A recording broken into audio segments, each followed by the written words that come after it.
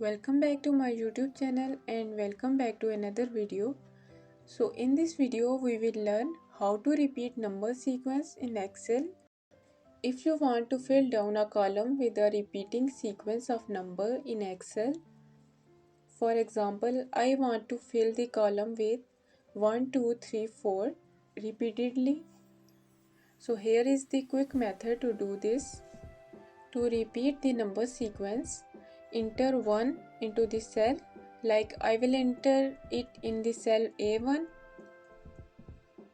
Then type the formula into the cell A2 equals to mod and select the cell A1, comma 4,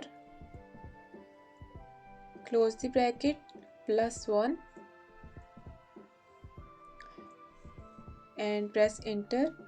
Then drag the fill handle over the cells that you want to contain this formula. Now you can see you will get the repeated sequence number. If you like my video, please like, comment, share and subscribe to my channel for more informative videos about Excel. Thank you.